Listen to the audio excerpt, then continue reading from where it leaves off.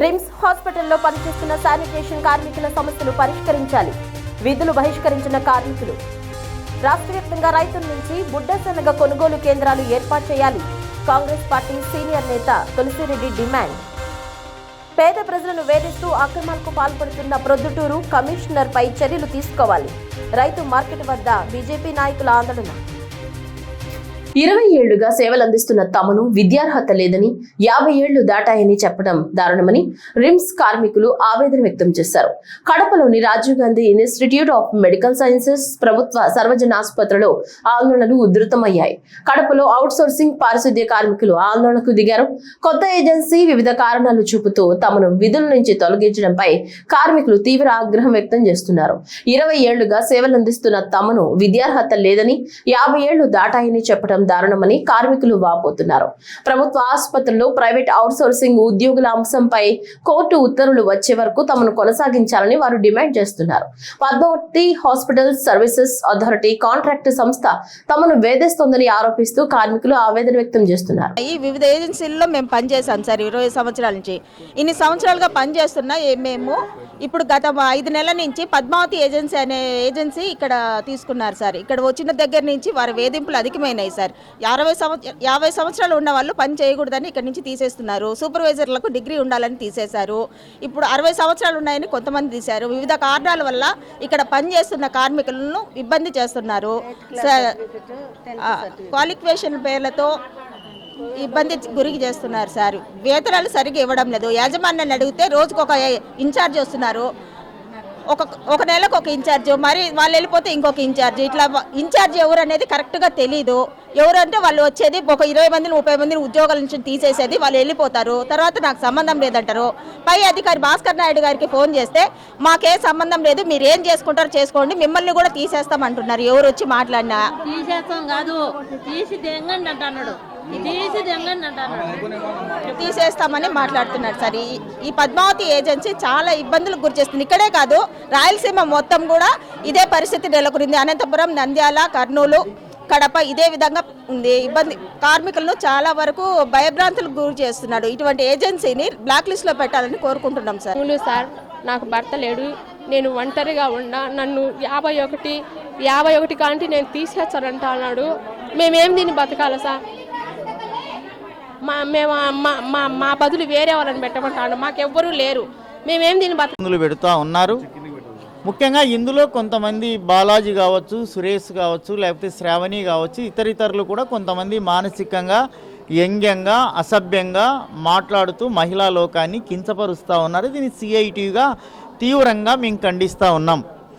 రెండో దానికి సంబంధించి 50 ఏళ్ళు లోపు ఉన్న వాళ్ళను, 8th క్లాస్ ఉన్న వాళ్ళను మేము తీసేస్తాం అని చెప్పి మేము MOU మెమరాండం ఆఫ్ అగ్రిమెంట్లో రాసుకున్నాం కాబట్టి మేము వాళ్ళని తీసేస్తామని చెప్పి చెప్తా ఉన్నారు. మేము అడుగుతూ ఉన్నాం, గతంలో కొత్తగా వచ్చినటువంటి వాళ్ళను 8th క్లాస్ పెట్టుకోండి, 50 సంవత్సరాల లోపు ఉన్న వాళ్ళని తీసుకోవద్దండి, కంటిన్యూ ఉన్న వాళ్ళను 60 ఏళ్ళు కొనసాగించాలని మేము సిఐటిగా రిక్వెస్ట్ చేస్తూ ఉన్నాం. రెండో దానికి సంబంధించి గౌరవ హైకోర్టు వారు చాలా స్పష్టంగా చెప్పింది ఏమిటంటే, రెండు వారాల లోపు గ్రీవెన్స్ ఇవ్వండి, 4 వారాల లోపు వాళ్ళ సమస్య పరిష్కారం చేయండి, ఫర్దర్ ఆర్డర్ వచ్చేంత వరకు వాళ్ళని ఎవరిని తీసేయకూడదని చెప్పి గౌరవ హైకోర్టు వారు ఇవ్వడం జరిగింది. వయోజనులను అక్షరాస్యులుగా చేయడమే ఉల్లాస్ కార్యక్రమం ముఖ్య లక్ష్యమని కడప జిల్లా కలెక్టర్ డాక్టర్ శ్రీధర్ చెరుకూరి పేర్కొన్నారు. కలెక్టర్ కార్యాలయంలో వయోజన విద్యాశాఖ వారిచే ఉల్లాస్ అక్షరాంధ్ర కార్యక్రమానికి సంబంధించిన గోడ పత్రికలను జిల్లా కలెక్టర్ విడుదల చేశారు.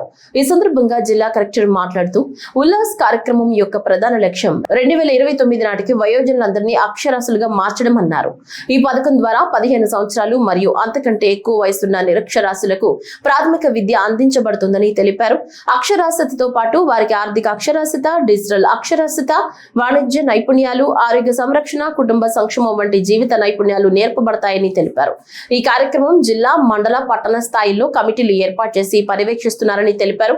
స్వచ్ఛంద ఉపాధ్యాయుల ద్వారా తరగతులు నిర్వహిస్తున్నారని, సర్వేలు నిర్వహించడానికి మరియు అభ్యాసకులు, వాలంటీర్లను నమోదు చేయడానికి ఉల్లాస్ మొబైల్ యాప్ ఉపయోగిస్తున్నారని తెలిపారు. వీళ్ళు బయట డెఫికేషన్, ఓపెన్ డెఫికేషన్ అలవాటు చేస్తున్నారు సార్. ఇది ఇక్కడి నుంచే మనం స్టార్ట్ చేయాల్సిన అవసరం ఉంది సార్. అలానే హ్యాండ్ వాషింగ్ గురించి నెక్స్ట్ ప్రతి స్కూల్లోన టీచర్తో ఈ పర్సనల్ హైజీన్ గురించి అలానే ఎన్విరాన్మెంటల్ హైజీన్ వాళ్ళకి ప్రతి ఒక్కరికి అలవాటు చేయాల్సిన అవసరం ఉంది సార్. ఆ రోజు ఆబ్సెంటీస్ కావచ్చు, వీళ్ళందరినీ కంపల్సరీ మనము 24th కూడా మళ్ళీ మాపప్ రౌండ్ లో మనము కవర్ చేసుకోవాల్సిన అవసరం ఉంటుంది సార్. నెక్స్ట్ ఏవైతే పిల్లలు మనకు సిక్ చిల్డ్రన్ ఆబ్సెంటీస్ ఎవరైతే ఉంటారో అవి నెక్స్ట్ సెకండ్ ఫేజ్ అయినటువంటి మాపప్ 24th మనం జరుగుతుంది సార్. ఈ ఎన్డీడీ ప్రోగ్రామ్ యొక్క మెయిన్ ఆబ్జెక్టివ్స్ వచ్చేసి టు రిడ్యూస్ వామ్ ఇన్ఫెక్షన్స్, అలాగే to improve nutrition and haemoglobin status of children, targeted children 1 to 19 years sir. అలాగే to improve attendance. 3-4 points daily depend. So రేపు ప్రోగ్రామ్ ఉంది.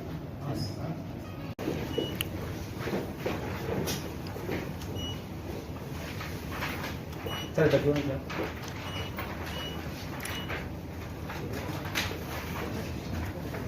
సరే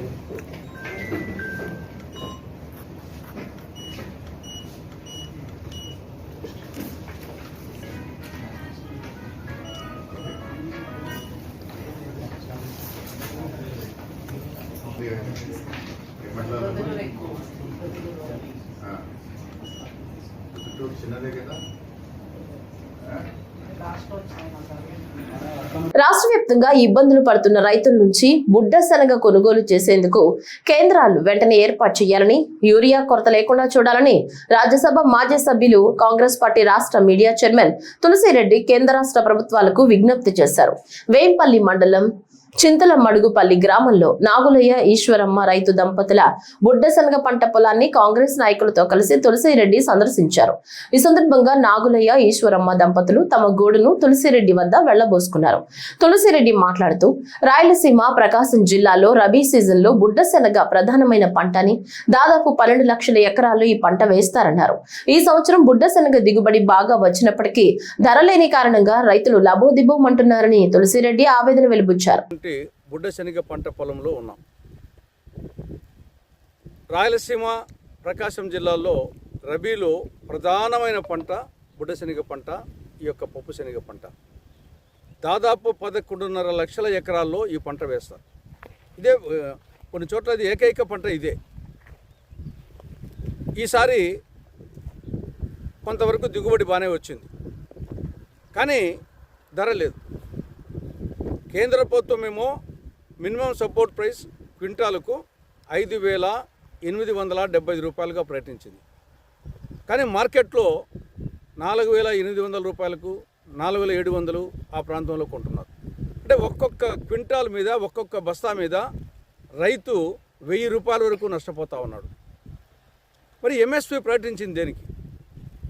రైతుకు మార్కెట్లో రేటు రానప్పుడు గవర్నమెంట్ కొనుగోలు కేంద్రాలు తెరిచి కొనాలా. ఇప్పటికే 50% పంట అయిపోయింది, మిగతా 50% పంట ఉంది. కాబట్టి ఇప్పటికైనా వెంటనే ఏమాత్రం ఆలస్యం చేయకుండా బుడ్డ శనగ కొనుగోలు కేంద్రాలు తెరవాలి. గవర్నమెంటు 5,870 రూపాయలు క్వింటాల్కు కొనాలి. మార్కెట్లో ఏం చేస్తున్నారు? 4,800కు, తర్వాత మళ్ళీ దాని మీద 5 కేజీల తరుగు ఎక్కువ తీసుకుంటున్నారు మళ్ళీ.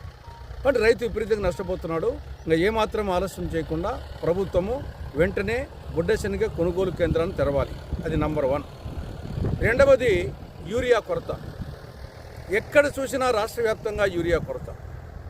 యూరియా బస్తానేమో 266 రూపాయలు, కానీ ఎక్కడా దొరకం లేదు. బ్లాక్ మార్కెట్లోకి పోతే బస్తా మీద 300 నుండి 600 రూపాయలకు ఎక్స్ట్రా పెడితే దొరుకుతూ ఉంది. కాబట్టి ఒకవైపు గిట్టుబాటు ధర లేకుండా ఒకవైపు యూరియా బ్లాక్లో కొనాలంటే రైతు ఎక్కడి నుండి కొంటాడు? వరికి కానీ, జొన్నకు, మొక్కజొన్నకు, అరటికి, నూగుకు ఇది ప్రధానంగా ఇప్పుడు యూరియా అవసరం, కానీ కొరత తీవ్రంగా ఉంది. మూడవ అంశం రసాయనిక ఎరువులు ధరలు విపరీతంగా పెంచారు. కేవలం ఈ 6 నెలల్లోనే 2 సార్లు పెంచారు. మ్యూరేట్ ఆఫ్ పొటాషియం 6 నెలల కిందట 50 కేజీల బస్తా 1,400 రూపాయలు ఉంది, ఇప్పుడు 1,850 రూపాయలే. 14, 35, 14 6 నెలల కిందట 1,450 రూపాయలు ఉన్నది, ఇప్పుడు 2,150 రూపాయలు. అంటే ఒక్కొక్క బస్తా మీద 500, 600, 700 రూపాయలు పెరిగింది. కాబట్టి గిట్టుబాటు ధర లేకపోవడము, యూరియా కొరత, రసాయనిక ధరలు పెరగడము, రైతును ఎడాపెడా మొత్తం సమస్యలను చుట్టుకున్నాయి. కాబట్టి ఈ నేపథ్యంలో కాంగ్రెస్ పార్టీ 3 డిమాండ్లు. ఇక ఏమాత్రం ఆలస్యం చేయకుండా వెంటనే బుడ్డశనగ కొనుగోలు కేంద్రాలు ఏర్పాటు చేయాలి. రెండవది యూరియా కొరత లేకుండా చూడాలి. మూడవది పెంచిన రసాయనిక ఎరువులు తగ్గించాలి. సార్ మందు కొట్టేదానికి అదేమ్మా ఏం గిట్టుకోవడంలే, నష్టాలే వస్తున్నాయి. అదే అన్నమయ్య జిల్లాలో దారుణ హత్య కలకలం రేపుతోంది. గాలివీడు మండలంలో రేషన్ షాప్ డీలర్ కృష్ణారెడ్డిని గుర్తు తెలియని దుండగులు కత్తులతో దాడి చేసి కిరాతకంగా హత్య చేశారు. మండల పరిధిలోని ఉడిసిలెంకవారి పల్లెలో రేషన్ షాప్ నిర్వహిస్తూ జీవనం సాగిస్తున్న కృష్ణారెడ్డి మృతి చెందడంతో కుటుంబ సభ్యులు విషాదంలో మునిగిపోయారు. భర్త మృతితో భార్య కన్నీరు మున్నీరుగా వెలిపిస్తోంది. ఘటన సమాచారం అందుకున్న గాలివీడు పోలీసులు వెంటనే సంఘటనా స్థలానికి చేరుకుని కేసు నమోదు చేసి దర్యాప్తు ప్రారంభించారు. హత్యకు గల కారణాలపై పోలీసులు ఆరా తీస్తున్నారు.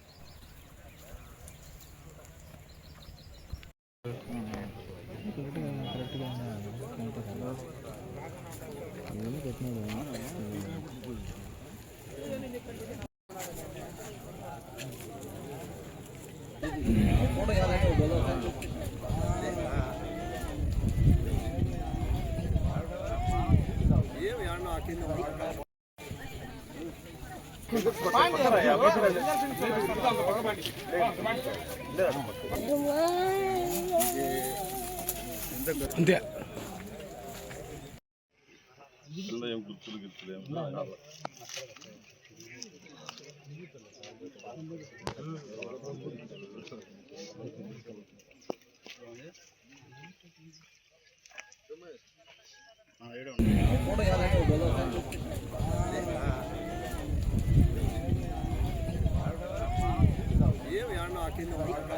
అన్నమయ్య జిల్లాలో అంతరాష్ట్ర దొంగల ముఠాను పోలీసులు చాకచక్యంగా అరెస్టు చేశారు.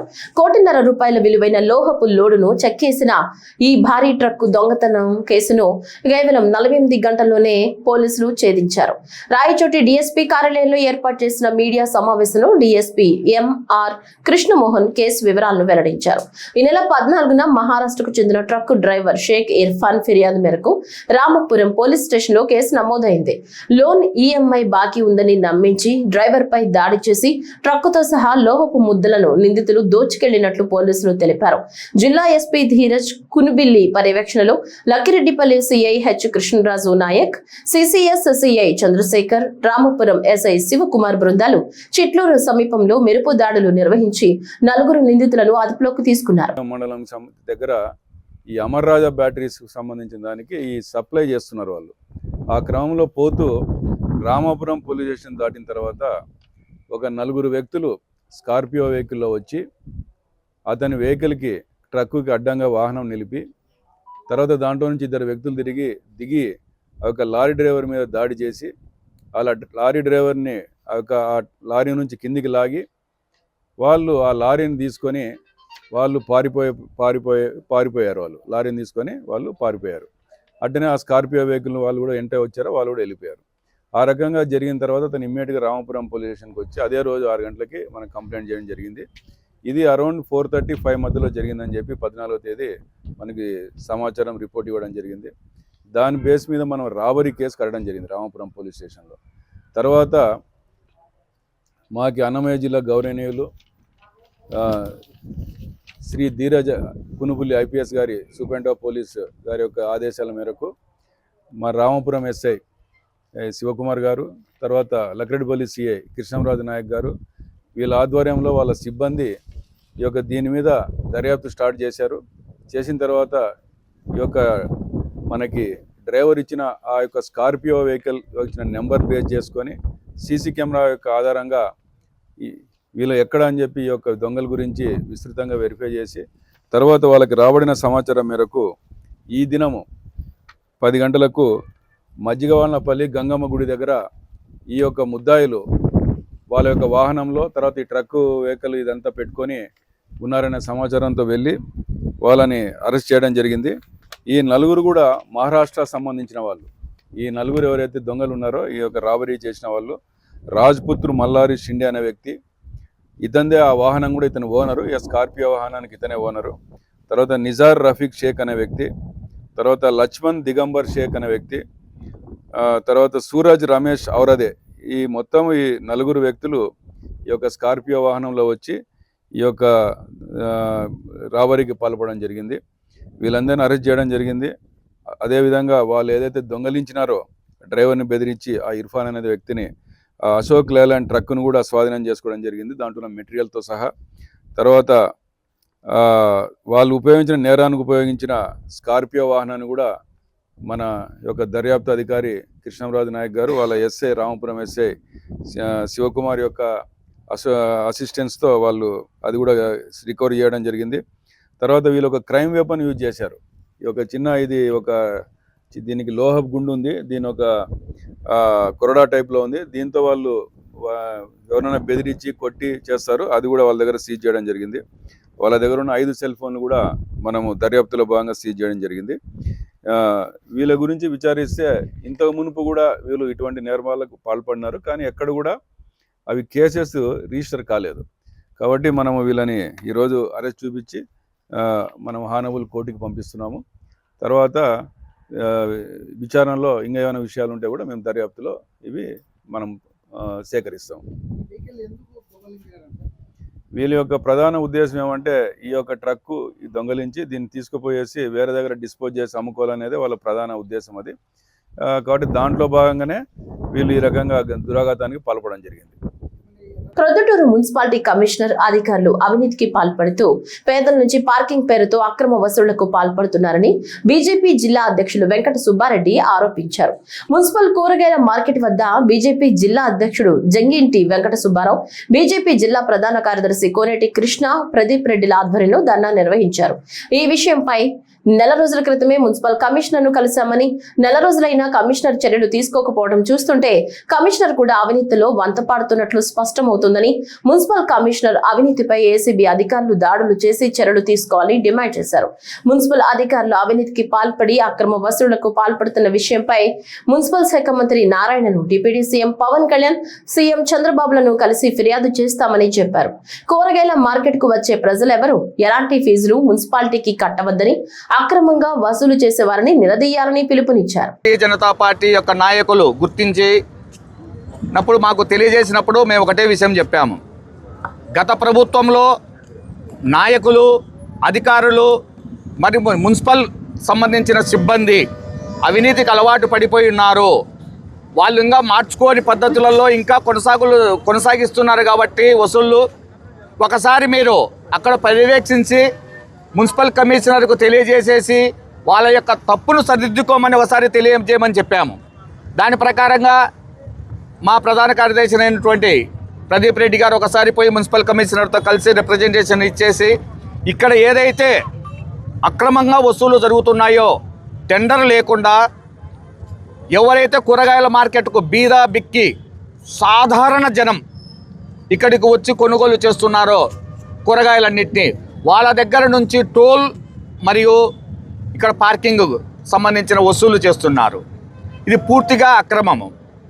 ఏదైతే గత ప్రభుత్వంలో వైసీపీ ప్రభుత్వంలో అవినీతి వేల నూలు కొనిపోయిందో దాన్ని డబుల్ ఇంజన్ సర్కార్ అయినటువంటి ఎన్డీఏ కూటమి సహించదు.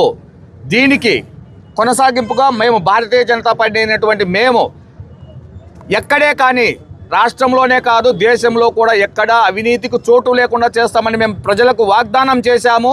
సామాన్య ప్రజలను ఎవరైతే పీడిస్తున్నారో ఎవరైనా సరే మా కూటమి ప్రభుత్వం ఉన్నా కూడా ముందుగా వాళ్లకు తెలియజేసి దీన్ని సరిదిద్దుకోమని చెప్పడం జరుగుతుంది. సరిదిద్దుకోని పక్షంలో వాళ్ళ మీద ఖచ్చితంగా కఠిన చర్యలు తీసుకునేంత వరకు బైటాయింపులు మరియు వాళ్ళ మీద క్రమశిక్షణ చర్యలు తీసుకునేంత వరకు మేము ఉపక్రమించాం. వ్యక్తి 1 కేజీ టమోటా కొనడానికి వస్తే ఇక్కడ టోల్ 10 రూపాయలు, మళ్ళీ పార్కింగ్ ఫీజుకు 10 రూపాయలు. అంటే కొనే వస్తువు 10 రూపాయల లోపల ఉంటే వాళ్ళు కట్టాల్సిన డబ్బులు 20 రూపాయలు. ఏ విధంగా రైతులకు న్యాయం చేస్తాం మనం ఈ విధంగా అయితే?